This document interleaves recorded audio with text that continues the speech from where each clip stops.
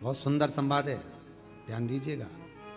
जिसके घर में कमाने वाले दो चार हैं, पैसा तो आ रहा है पर घर में टिक नहीं रहा, डॉक्टर में, पुलिस में, एक्सीडेंट आदि में, कहीं गलत जगह पर, व्यसन में अगर पैसा जा रहा है, जुए में, मांसाहार, मदिरा पान, या कहीं आया पैसा, पैसा आने में कमी नहीं, आ रहा है पर टिक नहीं रहा, रुक नहीं रहा, कोई मांगने आ गया, दे दिया, फिर वहां से अपने पास नहीं आ रहा, अपन कह रहे हैं भैया हमारा पैसा लौटा दो, नहीं आ रहा।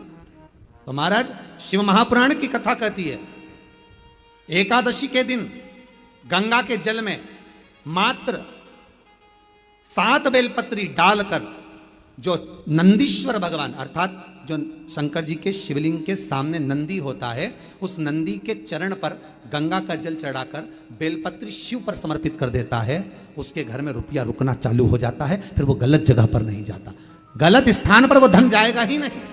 बेटा अगर व्यसन में पड़ा हुआ है, मदिरा पान में पड़ा हुआ है, मांसाहार में, जुए आदि में जा रहा है, तुम्हें लग रहा है कि मेरा बेटा गलत मार्ग पर जा रहा है, ये मित्र दोस्ती गलत हो रही है, वो सही जगह पर आ जाए।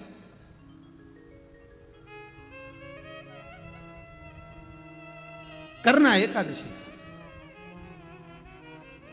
कई लोग इसको धन के लिए भी करते हैं, संपदा के लिए, संपदा के लिए अर्थात जिसका व्यापार नहीं चलता, जिसके घर में पैसा नहीं आता, या नौकरी नहीं लग रही, या सर्विस नहीं लग रही, आप अप्लाई कर रहे हो, जगह जगह जाकर इंटरव्यू भी दे रहे हो और पैसा नहीं आता, तो उसके लिए भी प्रयास किया जाता है। पर उसके लिए यहाँ पर जो धन के लिए करते हैं, उसके लिए विष्णुपदी के लिए करते हैं। मतलब जैसे गंगा के जल में तुलसी के 11 पत्ते डाले जाते हैं।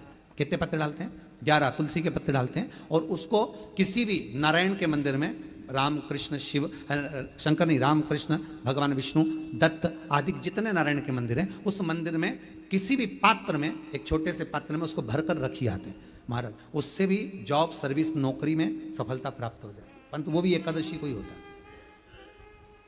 कुछ देर तक पात्र को रखा जाता है, फिर वही पात्र का जल किसी भी वृक्ष के नीचे डाल दिया जाता है, उससे भी नौकरी के लिए फायदा मिलता है। गंगा का जल कोई साधारण नहीं के माध्यम से श्रावण के महीने में ये गंगा लोगों के घर घर तक पहुंचा दी है आपने, उसके लिए बहुत बहुत साधुवाद।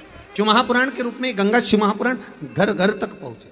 कुछ तिथियां होती हैं, जिन तिथियों में अगर आप रोज गंगा का जल शंकर को नहीं चढ़ा सकते, तो शिव महापुराण कथा कहती है, स्कंद पुराण कहती है, विष्णु पुराण कहती है, गर्ग संहिता कहती है, गीता पुरुष गोरखपुर का कल्याण का गंगा अंक कहता है कि कुछ तिथियां भारत की भूमि पर ऐसी वर्णित है जिन तिथियों में भी गंगा का जल हम शिव को अगर एक बूंद भी समर्पित कर रहे हैं, गंगा का जल मात्र एक आधी चम्मच भी, आचमन जितना भी अगर हम शिव को समर्पित कर रहे हैं, तो उसका सुख आनंदित है। जैसे पंचमी तिथि, नवमी तिथि, दशमी तिथि, एकादशी, प्रदोष, पूर्णिमा, अमावस्या, ये तिथियां हमारे यहाँ जो दी गई हैं, इन तिथियों में अगर हम गंगा का मात्र थोड़ा सा जल भी अगर जल के पात्र में डालकर गंगा जी का जल थोड़ा सा भी शिव के पास लेकर जा रहे हैं, तो ये एक भाव अपने भीतर होना चाहिए कि आप केवल गंगा का जल साधारण शिव मंदिर में समर्पित नहीं कर रहे हो, आप गंगा का जल भले अपने घर से लेकर जा रहे हो और थोड़ा सा भी जल ले जाकर अगर शिव भगवान समर्पित कर रहे हो, तो तुम्हारे भीतर ये भाव होना चाहिए कि मैं गंगोत्री से जल भरकर सीधे रामेश्वर में ले जाकर गंगा के जल को समर्पित कर रही हूँ श्रावण के महीने में, या अन्य महीने आप शिव को समर्पित चाहे, ये आपके भीतर एक भाव उत्पन्न। वायुचर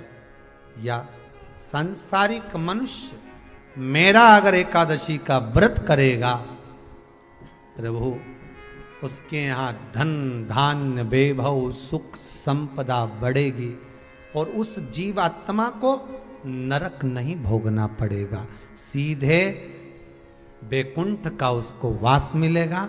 जब जीव आत्मा को लेकर चला जाएगा, यम के दूत जब बंदी बनाकर ले जा रहे होंगे उस जीवात्मा को, जिसके प्राण छूटे होंगे, यम के दूत जब बंदी बनाकर ले जा रहे होंगे, तब मुझे वर दो कि मैं इसका हाथ पकड़कर बेतन्नी से पार उतार कर सारे नरकों से निकालती हुई आपके धाम में लेकर आऊं। भगवान ने वर दे दिया, तथास्तु। हे एकादशी सुनो, मृत्यु लोक का मनुष्य अन्न का त्याग कर कर, क्योंकि अन्न में एकादशी के दिन पाप पुरुष रहता है, अन्न का त्याग कर कर एकादशी के दिन जो मनुष्य तुम्हारा व्रत धारण करेगा, उस व्रत को करेगा और उस व्रत को धारण करेगा, उसकी मनोकामना पूर्ण होकर वो मेरे ही धाम को जाएगा।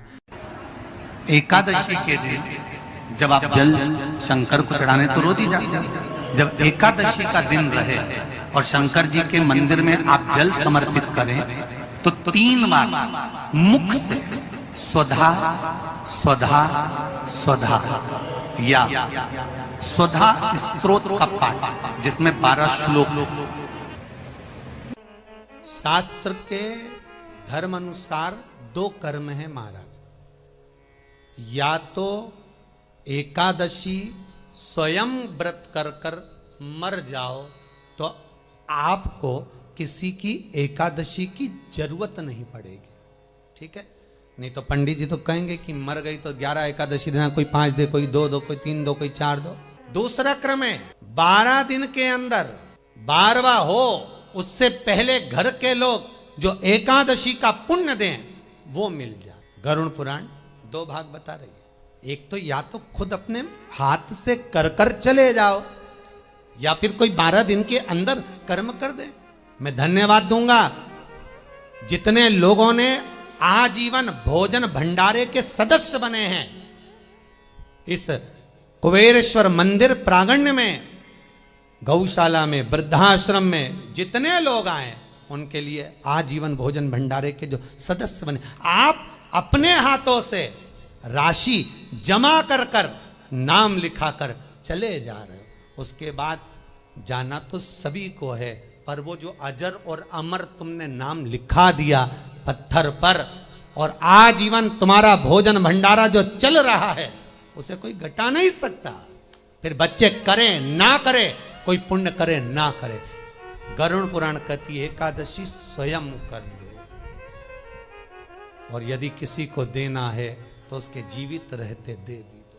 कई लोग कहते हैं हमसे व्रत नहीं रखा जाता, हम उनसे कहते हैं बल्लभ कुल की एकादशी करो, भले बकरी जैसे चरो पर एकादशी करो, खूब खाओ। कौन ने मना करा कि एकादशी पे कुछ खाना नहीं, खूब चरो पर एकादशी करो। फ्रिज के ऊपर चिप्स रख लो, कूलर के ऊपर खिचड़ी रख लो, खीर बना के रख लो अपने पलंग के पास, जहां से निकलो वहीं चरो पर एकादशी करो, छोड़ना नहीं। जेब में भी काजू बादाम तल के रख लो, नहीं हो काजू बादाम तो मूंगफली का दाना सेक के रख लो, चलते चलते निपटाओ पर एकादशी करो। कई लोग कहते महाराज जी हम इतनी एकादशी के व्रत में खाएंगे तो भगवान को बुरा तो नहीं लगेगा। भगवान को काहे को बुरा लगे, काहे को बुरा लगे भगवान। हमारा श्री जी बाबा गोवर्धन नाथ जी तो एक दिन में 8 बार खाता, मेरा गोवर्धन नाथ तो एक दिन में 8 बार खाता। और जगन्नाथपुरी में दुनिया के लोग एकादशी करते क्या, जगदीश एकादशी करते हैं? अरे कोई बता दो, कोई नहीं। इतने लोग जगन्नाथ गए हो गए, दुनिया के लोग एकादशी करे, जगन्नाथ करे, द्वारकानाथ एकादशी करे, नाथ द्वारा में श्री जी बाबा एकादशी करते हैं क्या? कहीं नहीं करते, क्योंकि ठाकुर जी कहते भैया हम तो दिन भर खाते, तुम भी खाओ।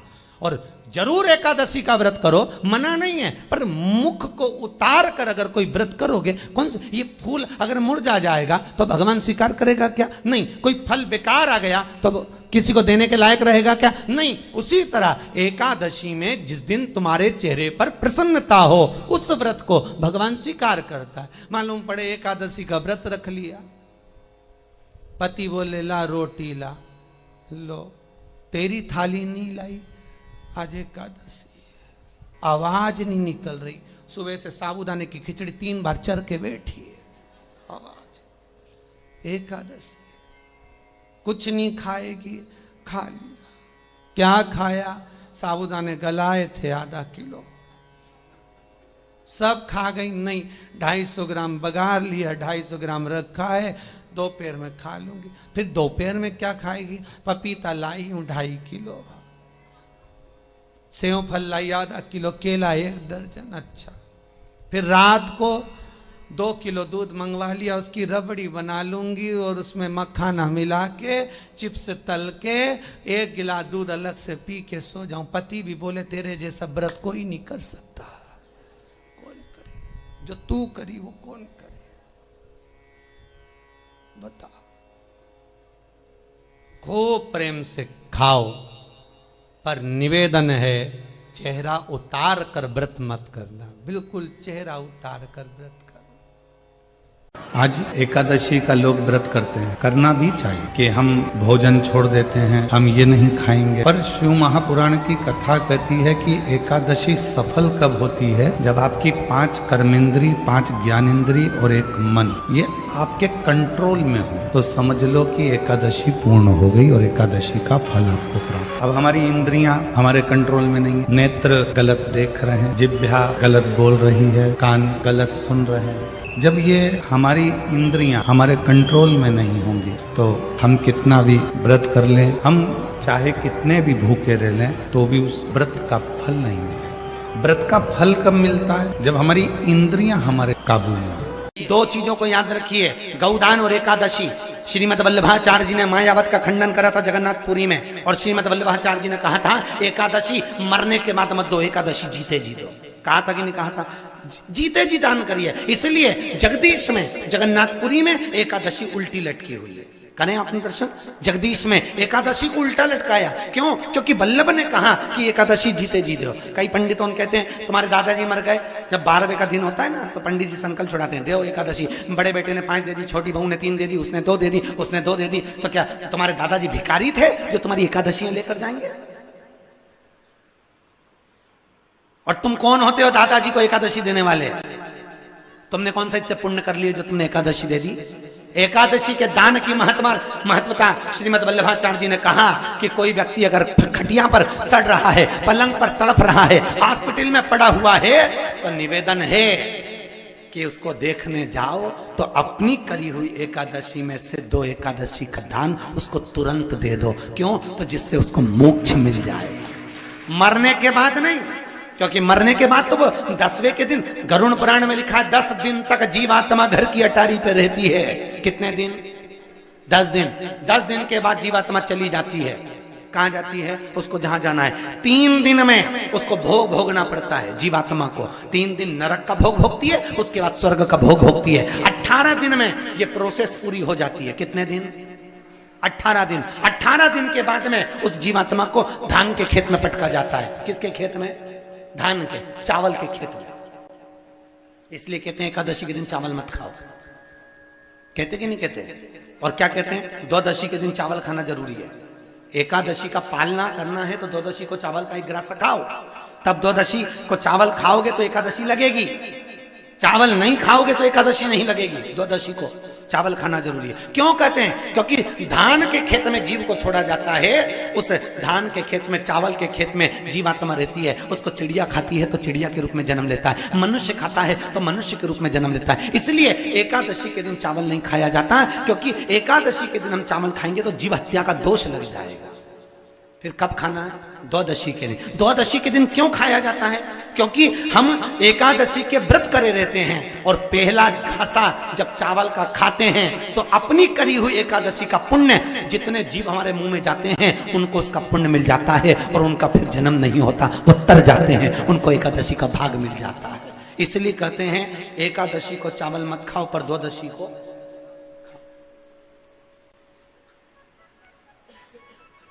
खाइए। 10 दिन तक जीवात्मा है, और आपने एकादशी कब दान दी? बोलो जम के। 12वें के दिन, 13वें के दिन आपने एकादशी का दान दिया, वो मिली उनको? अरे बोलो अच्छे से। कई तो अभी तक कर रही होगी, हमारे दादाजी के निमित्त की कर रहे हैं, कर ले। फिर वही वाली बात आ गई, गुलाब के फूल में पानी जारी है। सबसे पहला नियम एकादशी व्रत का, सबसे पहला नियम है कि आप जिस दिन व्रत करो उसके 1 दिन पहले भक्ति का संचार इस हृदय में कर लो। भक्ति का संचार इस हृदय में कर लीजिए। जिस दिन आप व्रत करो, जैसे एकादशी का व्रत कर रहे हो, तो 10वीं के दिन शाम का समय जब आवे, रात्रि जब होने लगे, शाम का समय आवे, और रात्रि का आप जब भोजन ग्रहण करो, तो उस भोजन में कोई ऐसा पदार्थ ग्रहण मत करिए जिस पदार्थ के कारण आपकी एकादशी बिगड़ जाए।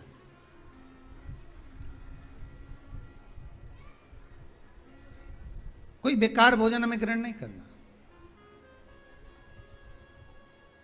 श्रेष्ठ भोजन ग्रहण करिए दशमी के।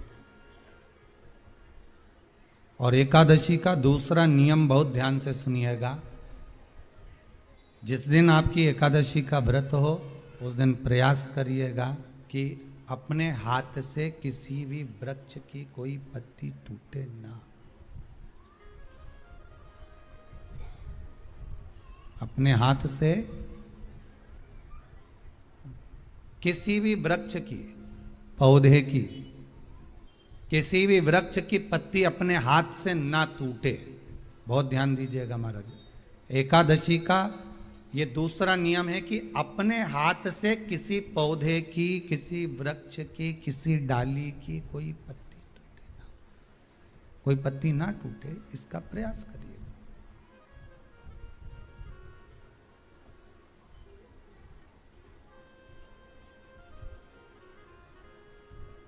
कितना सुंदर व्याख्यान कहा है, कितना सुंदर वर्णन है महाराज कि मात्र एकादशी का व्रत कर लेने पर, मात्र एकादशी का व्रत कर लेने पर